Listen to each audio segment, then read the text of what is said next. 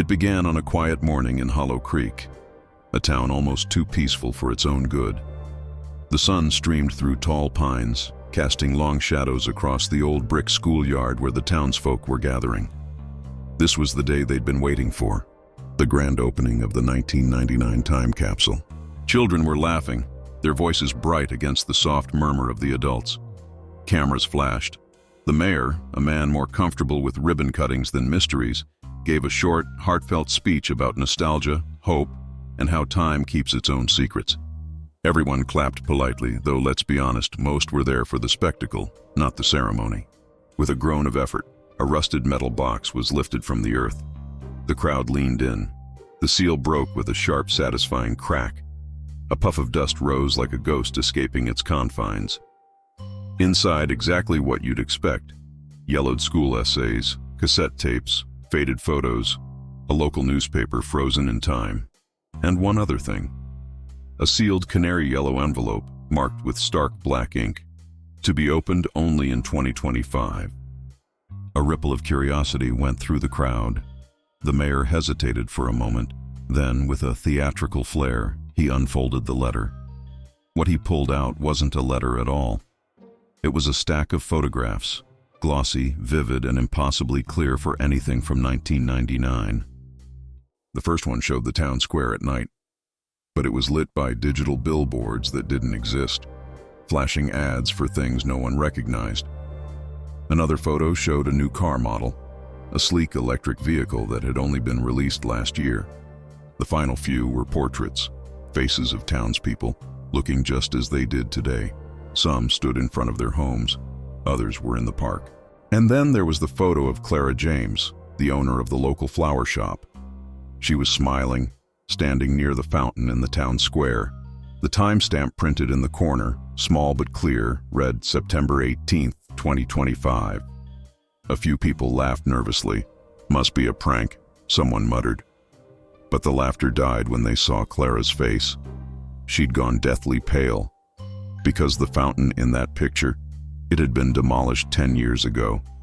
And her hair, her clothes, even the shape of the clouds behind her, they all matched this very day.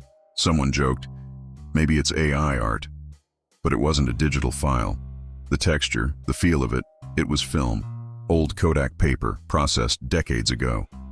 A heavy silence settled over the schoolyard. The cameras stopped flashing. That night, as the local newspaper reporter, I couldn't let it go. Back in my office, the fluorescent lights humming overhead, I typed out the headline, "Hollow Creek Time Capsule, opens to unexplainable photos." But that wasn't the real story. Something was gnawing at me. I kept seeing Clara's frozen smile, and a soft blur of motion just behind her shoulder, like someone was stepping into the frame. Under my desk lamp, I enlarged the photo. The grain of the film deepened. The shadow became clearer. It was the silhouette of a man, standing just out of focus. My heart hammered in my chest. I flipped the print over. In faint, spidery ink, someone had written, "This isn't the first time." Over the next few days, Hollow Creek began to feel different. The local radio station started playing old songs from the late 90s, even though no one had requested them. The church bell, a reliable timekeeper for a century, began to ring at exactly 9:23 every night, the exact time the capsule had been opened. And then, new photographs started appearing overnight, taped to the school's bulletin board. Unmarked, unframed, just there. Each one showed a familiar face. The grocery clerk, the librarian, the mechanic, all pictured in ordinary places, except those places were subtly wrong. The light would slant in an impossible direction. The seasons blurred together. In one photo, there was a blanket of snow on the ground, even though it was the middle of summer. In another, the trees in the background seemed to bend toward the lens, as if they were aware of it. The police would remove the photos each morning. By nightfall, new ones had appeared. I knew I had to dig deeper. I found the old list of names, the 10 students who had buried the capsule back in 1999. Only 3 of them still lived in Hollow Creek. I went to see the first, Laura Peak, now a history teacher at the same school. Her house smelled of coffee and dusty books. She got nervous the moment I mentioned the photos. She told me she remembered sealing the box, but she didn't remember that yellow envelope. "We were just kids," she said, her voice trembling slightly. "We had disposable cameras, yeah, but I don't remember taking those." When I asked her who else had access to the capsule before it was buried, she paused. Then she whispered a name. It was Mr. Greer. I frowned. "The art teacher?" Laura nodded. "He was obsessed with photography. He used to say pictures could trap a moment before it knows it's gone." I found an old yearbook. There he was, Mr. Leonard Greer, pale eyes, a tired, knowing smile. The caption beneath his photo read, "He taught us how to see what wasn't there." That night, I dreamt of clicking shutters and soft, silent flashes of light. I woke with a jolt to my phone buzzing on the nightstand. It was an anonymous email. No subject line, just an attachment. My hands were shaking as I opened it. It was a photo of a street corner downtown, taken just minutes ago. I recognized it immediately. My own office window was in the background, and there, in the foreground, was me, sitting at my desk, illuminated by the glow of a screen, reading an email. I scrambled out of bed and rushed to the window. The street below was completely empty. The next morning, Clara James didn't open her flower shop. At first, people just assumed she was sick, but her shop door was unlocked. Her purse was still on the counter, her phone left charging beside it. No one ever saw her again. The town was no longer just restless, it was scared. The local news tiptoed around the word murder. It was too dark for a place like Hollow Creek. They called it the Hollow Creek Mystery. I had to talk to the other students from 1999. One of them finally admitted something. Just before the capsule was sealed, someone had slipped in another envelope. "It wasn't part of the project," she said. "Mr. Greer said it was his lesson in permanence." When I asked her what was in it, she hesitated. "Photos," she finally said, "of us, but we never took them." My stomach twisted into a knot. I asked if she still had one. She nodded, and from a dusty drawer, she pulled out an old envelope. Inside was a single photograph. A photograph of me, younger, standing outside the old school. Except I didn't move to Hollow Creek until 2012. The timestamp on the photo read 1999. I had to go to the source, the old art room at the school. It was abandoned now, used for storage, filled with the ghosts of old projects. The walls were covered in peeling wallpaper and faded, curling negatives. In the back, I found a locked cabinet. I broke it open. Inside were rolls and rolls of undeveloped film, all labeled by year. The most recent one was labeled 2025. My hands were trembling as I loaded one into an old projector. The images flickered to life on the dusty wall. Children, streets, familiar faces.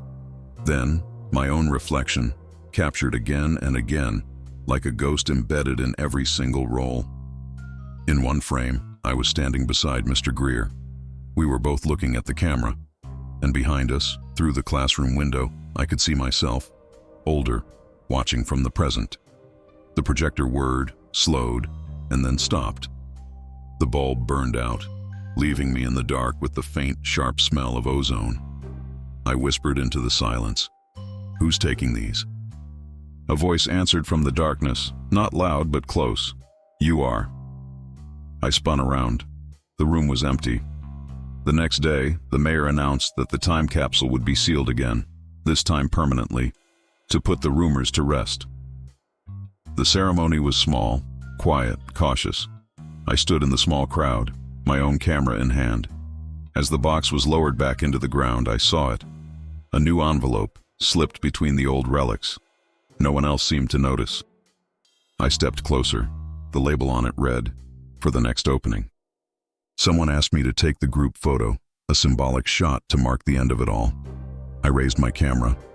Everyone smiled uneasily. The shutter clicked. The sound seemed to echo for far too long. I lowered the camera, and for a split second, every face in the crowd looked unfamiliar, like reflections slightly out of sync with reality. Then they blinked, and everything seemed normal again. That night, I developed the film in my darkroom. As each image bloomed to life in the chemical bath, a cold dread washed over me. In the first photo, everyone stood where they were supposed to. In the next, their positions had changed slightly. People were glancing the wrong way, their shadows stretching at impossible angles. By the fifth frame, the group was gone. Only the empty field remained.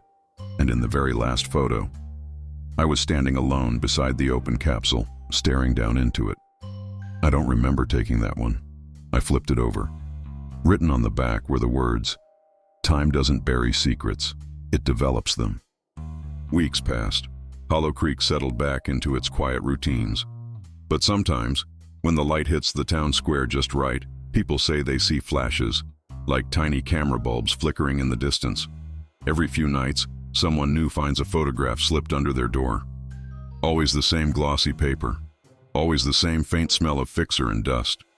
Always a timestamp that hasn't happened yet. They say a photograph captures a moment. But what if the moment isn't ready to be captured? What if the lens remembers what time tries to forget? Maybe some images don't show what was, but what will be. Maybe Hollow Creek never had a murderer. Maybe it just had a photographer who didn't know when to stop developing.